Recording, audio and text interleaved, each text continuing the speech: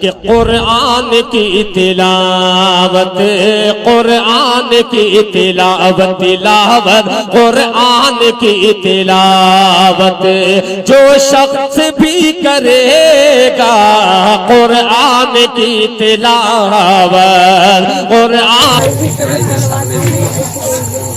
अस्सलामु अलैकुम व रहमतुल्लाहि व बरकातुहू।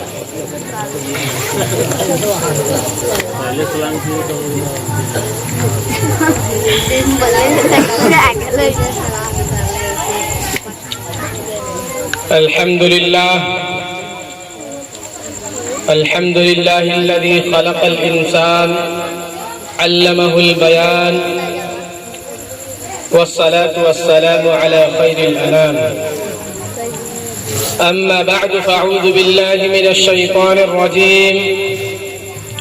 बिस्मिल्लाहिर रहमानिर रहीम। इक़रा बिस्मि रब्बिकल लज़ी खलक़, खलक़ल इंसान मिन अलक़। क़ाल अल्लाहु अज़्ज़ व जल, लक़द जाअकुम रसूलुम मिन अनफुसिकुम, सदक़ल्लाहु मौलानल अलिय्युल अज़ीम। बलगल उला बिकमालिही, कशफत दुजा बिजमालिही, हसनत जमीउ खिसालिही, सल्लु अलैहि व आलिही। वबअस प्रथमः तारका चैवा दीतुदुण्डिय मुच्यते, द्वितीय कुंडलाकारमः। चतुर्थ अर्थे चंद्रका, पंचबिंदु संयुक्त। ओम जयोति अतिय हैतस्मिन्नन्तरे मली चाचार्य समन्विता, महामद कात्य शिष्य शाखा समन्विता।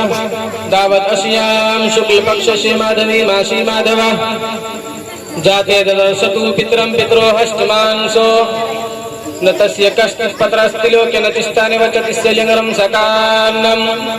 कर्णाधिपाधिपो न चास्य कश्चिन्निता न चाधिपः, यको जगदीश्वराय को जगद्गुरु, सर्व अवतार सत्, सर्वधर्म ग्रंथ सत्, समता सम्मलन परार्थना। ला इलाहा हर्ने पापम इल्लल्लाह। गॉड ओनली वन, अंतिम महापुरुष विष्णु का 10वां अवतार कल्कि, मैसेंजर ऑफ मोहम्मद रसूलुल्लाह सल्लल्लाहु अलैहि वसल्लम, ऐश्वर्य ग्रंथ और कुरान करीम। अपने मरकज से अगर दूर निकल जाओगे, अपने मरकज से अगर दूर निकल जाओगे, खाक हो जाओगे, शोअलों में झुलस जाओगे। अपने परचम का रंग भुला मत देना, सुर्ख शोलों से जो खेलोगे तो जल जाओगे। तेज कदमों से चलो और न किसी का सहारा ढूंढो, तेज कदमों से चलो और न किसी का सहारा ढूंढो।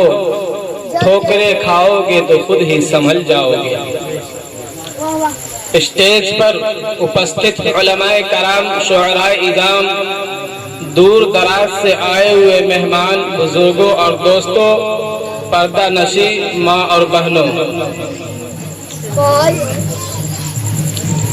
अल्लाह का, गॉड का, परमात्मा का, ईश्वर का अधिक कृपा है। अल्लाह का फजलो करम है हम सब पर कि अल्लाह ने, ईश्वर ने हम सब को मुसलमान के घर में पैदा किया। और मजीद करम ये भी हुआ कि आज इस बाबरकत मजलिस में शरीक होने की तौफीक अता फरमाई। काली कमली वाले मुस्तफा अहमद मुस्तफा, अंतिम महापुरुष, कल की अवतार सल्लल्लाहु अलैहि वसल्लम के आमद से कबल इस दुनिया में, इस संसार में उपस्थित होने से पहले, इस दुनिया में कदम रखने से पहले इस संसार का नक्शा बिल्कुल चेंज हो चुका था। आबिदो माबूद में इख्तिलाफ पैदा हो चुका था। मनुष्य सतमार्ग से हट चुके थे। बात बात पर मारना, लड़ना, झगड़ना, शराब नोशी, कीमारबाजी, जुल्म ज्यादती आम हो चुकी थी। माशरे और समाज में यकजहती और प्रेम के सुंदर अल्फाज बिल्कुल खत्म हो चुके थे। एक इंसान दूसरे इंसान के खून का प्यासा हो चुका था। एक मनुष्य दूसरे मनुष्य पर जुल्म और ज्यादती का पहाड़ तोड़ता था। औरतों की मंडियां लगती। रूम और फारस में गाजल मूली की तरह औरतों को खरीदा जाता, हवस का शिकार बनाया जाता। सारी इंसानियत तबाही और बर्बादी के तहाने पर खरी कपा रही थी। बास घराने में संजीरी का ये आलम था। जब बच्ची की उम्र 5 या 6 वर्ष को पहुंचती तो उसका जालिम बाप उस बच्ची को बना सवार कर एक सुनसान जंगल में ले जाता। जंगल में ले जाने के बाद एक गड्ढा खोदता। गड्ढा खोदने के बाद उस बच्ची को उस जमीन के अंदर दफन कर देता। खुदा की कसम, बच्ची चीखती चिल्लाती कहती, ऐ मेरे पिताजी मेरे ऊपर कृपा करो, या अबता इरहम, या अबता इरहम, या अबता इरहम। ऐ मेरे बाप मेरे ऊपर करम करो, ऐ मेरे बाप मेरे ऊपर रहम करो। खुदा की कसम, उस जालिम बाप को जर्रा बराबर रहम ना आता, जर्रा बराबर दया ना आता। उस बच्ची को जिंदा जमीन के अंदर दफन कर देता। बच्ची चीखती चिल्लाती बाप से मदद तलब करती। पूरी हिस्ट्री में, पूरी तारीख में इससे बढ़कर सफा की, इससे बड़ा जुल्म, इससे बड़ा सितम, इससे बड़ा अत्याचार और क्या हो सकता है कि अपने ही कोख से जन्म लेने वाली, अपने ही पेट से जन्म लेने वाली पुत्री को जिंदा जेरे जमीन कर दिया जाए, जिंदा दरगोर कर दिया जाए, जिंदा जमीन के अंदर दफन कर दिया जाए और माशरे में गर्व से बयान किया जाए। आज पता है आज मैंने क्या किया, आज मैं अपनी पुत्री को, आज मैं अपनी बच्ची को जिंदा जेरे जमीन कर दिया है, जिंदा जमीन के अंदर दफन कर दिया है। खुदा की कसम, एक फादर अपनी पुत्री को जिस वक्त जेरे जमीन करता होगा उस वक्त दर्दो आलम के क्या समा गुजरते होंगे। जमीन आसमान उस मंजर को देखकर फटना पड़ा होगा। दिगर हैवानों का दिल उस मंजर को देखकर कांपना गया होगा। खुदा की कसम, जब सारी इंसानियत तबाही और बर्बादी के बहाने पर खड़ा कपा रहा था, उस वक्त ऐसे नाजुक मौके पर उन मासूम गलियों ने अपने ईश्वर के सामने अपने झोली फैलाकर, अपना दामन फैलाकर, अपने ईश्वर की वंदना करके अपने खुदा से ये दुआ कर रही थी, अपने ईश्वर से ये दुआ कर रही थी, ऐ मालिके कायनात, ऐ खालिके कायनात, ज़मीन को ज़मा को, मक्की को मक्का को, ज़मीनों को आसमानों को, दरियाओं को जंगलों को, मैदानों को वीरानों को पैदा करने वाले, मुझे इन जालिमों के जुल्म से बचा ले, मुझे इन शैतानियों के शैतानत से बचा ले, मुझे इन खबीसों की खबासत से बचा ले। खुदा की कसम, अचानक आर्श अज़ीम थर्रा उठा। फिर इस रुए ज़मीन पर, फिर इस संसार में एक ऐसे अंतिम महापुरुष का उपस्थित हुआ। एक ऐसे अंतिम महापुरुष ने कलम रखा, एक ऐसा पैगंबर ने उपस्थित हुआ जिनका अखलाक भी उम्दा, जिनका किरदार भी उम्दा, जिनकी इबादत भी उम्दा, जिनकी रियाजत भी उम्दा, जिनका चलना भी उम्दा,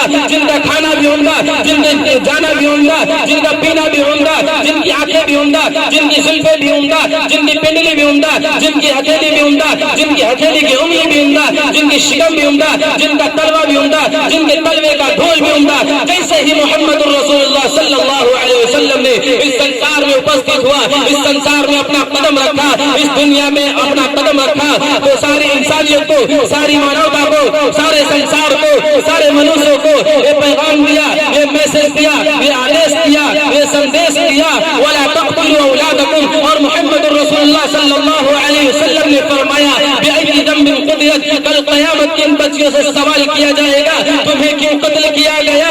उस अंतिम महापुरुष ने फरमाया, अपने पुत्री को कत्ल मत करो, अपनी पुत्री को जिंदा दरगोर मत करो, अपनी बच्ची को जिंदा जमीन के अंदर दफन मत करो। इसलिए कि जिसके घर में पुत्री पैदा होती है, जिसके घर में बच्ची पैदा होती है, जिसके घर में बेटी पैदा होती है, उसका ईश्वर सहायता करता है, उसका ईश्वर सहारा बन जाता है। जिसके घर में बच्ची पैदा होती है, जिसके घर में लड़की पैदा होती है, उसका खुदा सहारा बन जाता है, उसका रखवाला खुदा बन जाता है।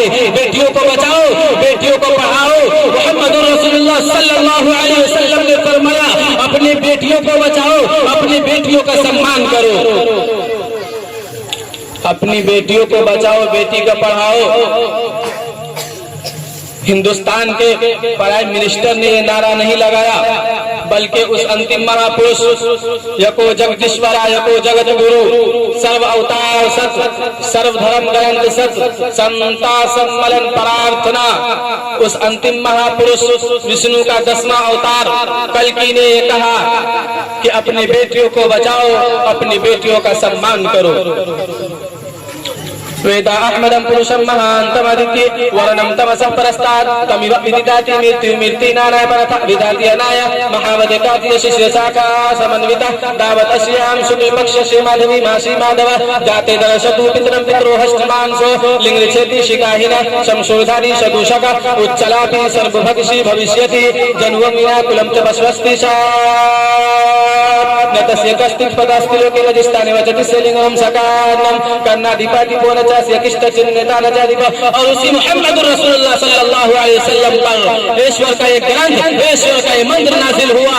वेद अहमदम, वेद में वेद का तस्किया करके बता दिया। और मुहम्मदुर रसूलुल्लाह सल्लल्लाहु अलैहि वसल्लम पर यजुर्वेद का मंत्र है जो सबसे पहले आयत नाजिल हुई है। वो शिक्षा के बारे में है, वो ज्ञान के बारे में है, वो एजुकेशन के बारे में है। इक़रा बिस्मि रब्बिकल लज़ी खलक़ खलक़ल इंसान मिन अलक़। इसलिए कि शिक्षा, इल्म और ज्ञान के बगैर एक मनुष्य, एक व्यक्ति दुनिया का कोई ईश्वर को नहीं पहचान सकता, कोई इंसान इल्म के बगैर खुदा को नहीं पहचान सकता। और सबसे पहले मुहम्मदुर रसूलुल्लाह सल्लल्लाहु अलैहि वसल्लम पर जो मंत्र, जो आयत नाज़िल हुआ है, वेदा अहमदम पुरुषम महानतम, कि एक ऐसा पैगंबर आएगा जिसका नाम मोहम्मद होगा, अहमद होगा। उस पर सबसे पहली जो आयत नाजिल होगी, सबसे पहला मैसेज और संदेश नाजिल होगा, वो शिक्षा के बारे में होगा, ज्ञान के बारे में होगा।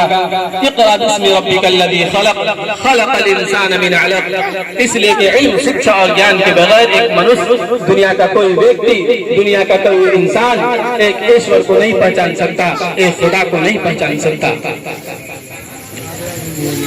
एक दहरिया था, नास्तिक था, हजारों का मजमा जमा करके कहा करता था जमीन ऑटोमेटिक बनी, आसमान ऑटोमेटिक बना, चांद ऑटोमेटिक बना, सूरज ऑटोमेटिक बना, चंद्रमा ऑटोमेटिक बना, कायनात का जर्रा जर्रा ऑटोमेटिक बना। उसी वक्त हजरत इमाम आजम अबू हनीफा रहमहुल्लाह का गुजर हो रहा था। हजरत इमाम आजम अबू हनीफा ने फरमाया, ए दहरिया तू ये बता पहले तू कैसे बना। अब वो दहरिया फंसा और कहा, मैं अगर कहूँगा ऑटोमेटिक बना तो इधर पिताजी बैठे हुए, इधर मम्मी बैठी हुई है, इधर फादर बैठे हुए, इधर मदर बैठी हुई है। अगर मैं कहता हूँ ऑटोमेटिक बना तो खुदा की कसम, अगर मैं कहता हूँ ऑटोमेटिक बना तो पिताजी कहेंगे, ए मेरे लफ्ते जिगर, ए मेरे नूरे नजर, तू अगर ऑटोमेटिक बना तो मुझे तेरी माँ से विवाह और शादी करने की जरूरत क्या थी। इधर मम्मी अलग सवाल, ए मेरे लाल, ए मेरे लफ्ते जिगर, तू कहता है मैं ऑटोमेटिक बना, अगर तू ऑटोमेटिक बना तो मैं अपने गर्भ में 9 माह तुझे रखा, 9 माह गर्भ में रखने की जरूरत क्या थी। अब वो दहरिया फंसा और कहा क्या कहूँ। कहा सोचने के बाद, ए इमाम आजम अबू हनीफा, मैं आपके सवाल का जवाब आज नहीं दूंगा। हजरत इमाम आजम अबू हनीफा रहमहुल्लाह ने फरमाया, तब कब देगा। कहा कल 10 बजे का वक्त मुकर्रर हो जाए, कल 10 बजे हमारा और आपका मुनाज़रा और मुकाबला होगा। कहा ठीक है। दहरिया सुबह 9:30 बजे ही पहुंच गया। हजरत इमाम आजम अबू हनीफा 10:30 बजे पहुंचे। दहरिया ने कहा, मुल्ला जी इमाम अबू हनीफा वादा फेल कर गए। इमाम अबू हनीफा ने फरमाया, कहा सुनो तो सही, जैसे ही मैं रास्ते से चला, रास्ते में एक दरिया था, दरिया के सामने एक दरख्त था, दरख्त ऑटोमेटिक कटा, तख्ता ऑटोमेटिक बना, कश्ती ऑटोमेटिक बना, मैं उस पर ऑटोमेटिक सवार हुआ और मैं ऑटोमेटिक में तुम्हारे सामने पहुंच गया। दहरिया ने सुनकर घबरा गया। दहरिया कहा, ए इमाम अबू हनीफा, तुम्हारा तारवार तो नहीं छूट गया। हजरत इमाम आजम अबू हनीफा ने फरमाया, ए दहरिया, ए नास्तिक, ए दज्जाल, तुम्हारा तार छूटा है, मेरा नहीं छूटा है। दहरिया ने कहा, ए इमाम अबू हनीफा, दुनिया के एक मामूली दरख्त ऑटोमेटिक कैसे कट सकता है। ऑटोमेटिक तख्ता बन सकता है, ऑटोमेटिक कश्ती बन सकती है, ऑटोमेटिक में उस पर तुम सवार होकर मेरे सामने कैसे आ सकते हो? ऐसा हो ही नहीं सकता। इमाम आज़म अबू हनीफा रहमहुल्लाह ने फरमाया, ए दहरिया, दुनिया का एक मामूली दरख्त ऑटोमेटिक कट नहीं सकता, ऑटोमेटिक तख्ता नहीं बन सकता, ऑटोमेटिक कश्ती नहीं बन सकती, ऑटोमेटिक में उस पर सवार होकर तुम्हारे सामने नहीं आ सकता। तो कायनात का जर्रा जर्रा, नबातात, जमातात, हैवानात, कुल कायनात और कायनात का जर्रा जर्रा ऑटोमेटिक कैसे बन सकता है? इसका मतलब यह है कि इस संसार का बनाने वाला कोई न कोई जरूर है। यको जगदीश्वरा यको जगत गुरु सर्व अवतार सत। इसका मतलब यह है कि इस संसार के बनाने वाला एक जगदीश गुरु है, जिसका नाम अल्लाह है, जिसका नाम गॉड है, जिसका नाम परमात्मा है, जिसका नाम ब्रह्मा है, जिसका नाम विष्णु है। दहरिया ने कहा, ए इमाम अबू हनीफा, अगर इस दुनिया को वजूद बख्शने वाली कोई जात है, अगर खुदा का वजूद भी है, तो ये बताओ खुदा का किबला किधर है, खुदा का मुकरा किधर है, खुदा का रुख किधर है? हजरत इमाम आज़म अबू हनीफा ने फरमाया, ए दहरिया, बगल में मोमबत्ती की दुकान है, मोमबत्ती खरीद लो। दहरिया ने मोमबत्ती खरीद ली, कहा मोमबत्ती जला दो, मोमबत्ती जला दी गई। हजरत इमाम आज़म अबू हनीफा रहमहुल्लाह ने उस दहरिया से पूछा, ए दहरिया, तू ये बता, इस मोमबत्ती की रुख और रोशनी किधर है? ऐनमा तवल्लु फथम्मा वजहुल्लाह, जिधर भी रुख करोगे शब बारात का हलवा सिर्फ शब बारात में ही मिलेगा, लेकिन अल्लाह का जलवा हमेशा हर तरफ देखने को मिलेगा। तस्यत भक्ति सरसियाम, तस्यत भक्तिवान सरसियाम, जहाँ भी सजदा करोगे, जहाँ भी ईश्वर के पूजे प्रार्थना करोगे, वहाँ ईश्वर को पालोगे।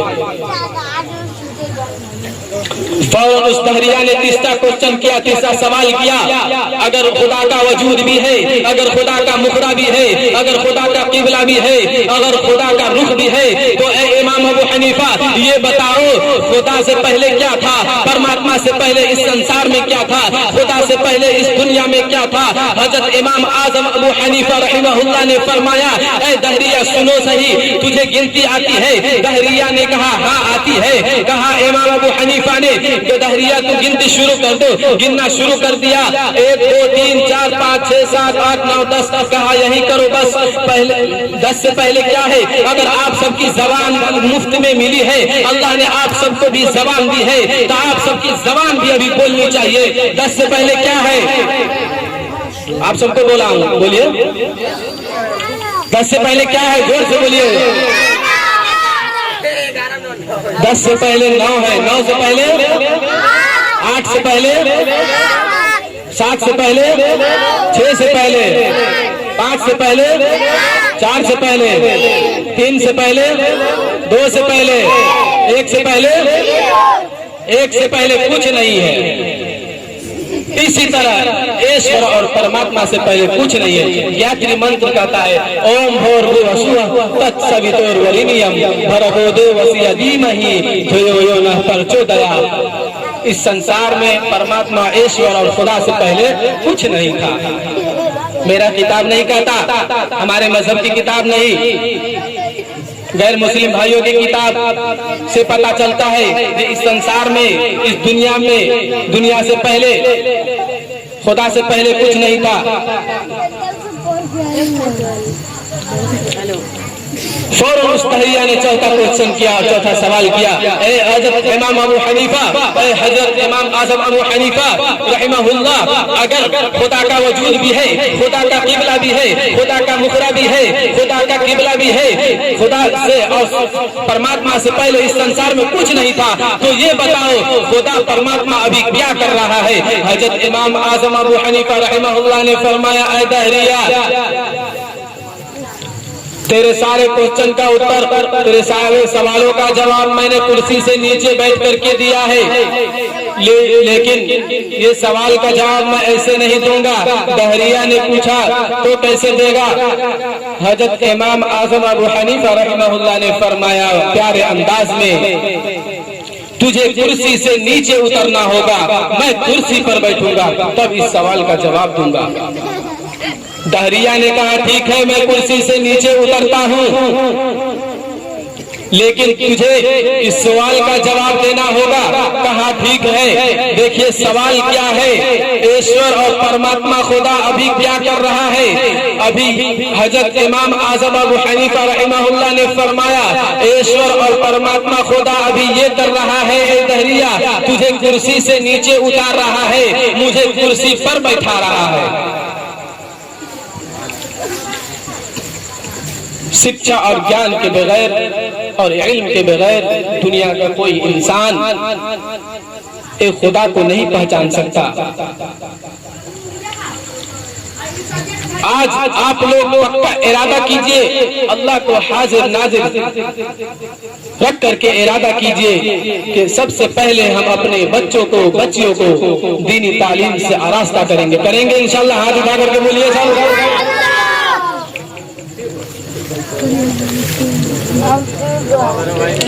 सबसे पहले आपने सुना भी होगा, कहता है अल्लाह ईश्वर अनेक है, यानी बहुत है। मैं कहता हूँ नहीं, कोई धर्म के किताब में नहीं लिखा है कि ईश्वर बहुत है, अल्लाह बहुत है। नहीं, भगवान एक ही है, अल्लाह एक ही है। हमारे कुरान करीम में मुक़द्दस पवित्र पुस्तक में अल्लाह तबारक व तआला इरशाद फरमाता है, कुल हुवल्लाहु अहद, अल्लाह एक है, अल्लाहु समद, अल्लाह बेनियाज है, लम यलिद व लम यूलद, न उसने किसी को जना और न वो किसी से जना है, वलम यकुल लहू कुफुवन अहद, और वो उसका कोई हमसर नहीं, कोई साजी नहीं, कोई शरीक नहीं। हमारे गैर मुस्लिम भाइयों की किताब बहुत सारी किताबें हैं, अथर्ववेद, सामवेद, ऋग्वेद, यजुर्वेद और 18 पुराण हैं। उसी पुराण में एक नाम है परुवेद, उसमें साफ तौर पे लिखा है यको जगदीश्वरा के रब्बुल आलमीन एक है, खुदा एक है। जब दूसरे कुरान को हम खोलते हैं उसमें लिखा है अस्मा कि उस देवता का नाम अल्लाह है, वो एक है। हम जब अथर्ववेद को खोलते हैं उसमें लिखा है ला इलाहा पापम इल्लल्लाह, कि उसके सिवा पूजी के कोई लायक नहीं। बस 2 मिनट। और सामवेद को जब हम खोलते हैं उसमें लिखा हा हा ही हु।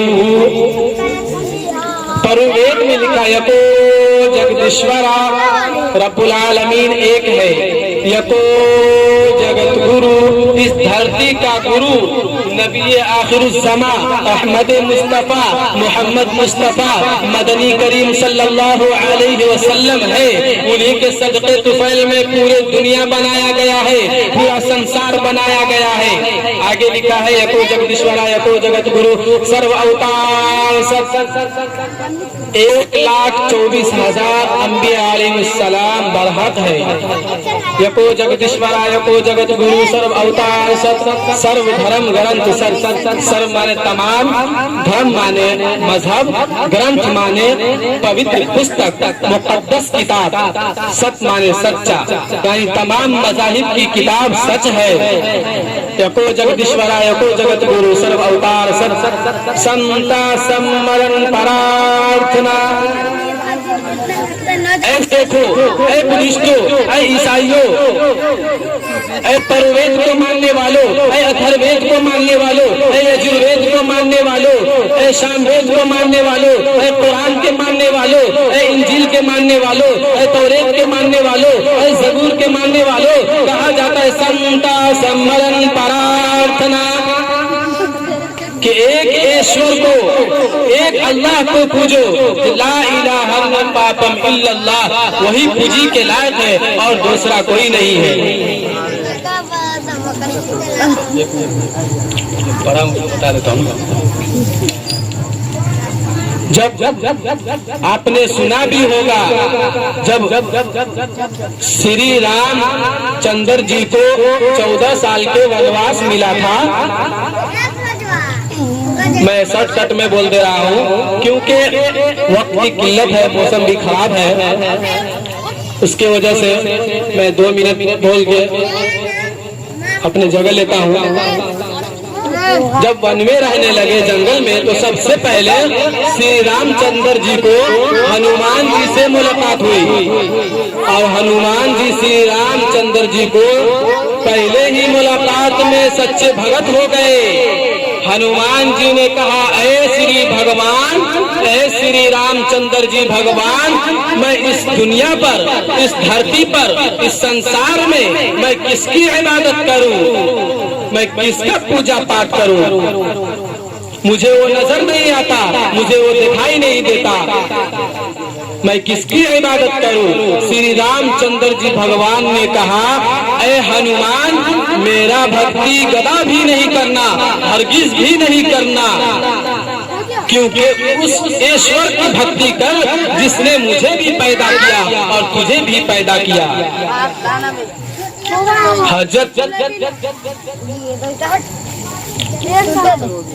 जब श्री रामचंद्र जी हनुमान जी से इबादत का तरीका बताए, एक किताब है कित्तु अमृत, श्री राम कित्तु अमृत, उसमें लिखा है, प्रथमः तारका चैवा द्वितीय मुच्यते, द्वितीय कुंडलाकारमः, चतुर्थार्थे चंद्रका, पंचबिंदु संयुक्त, ओम मिति जयति रुक्तन।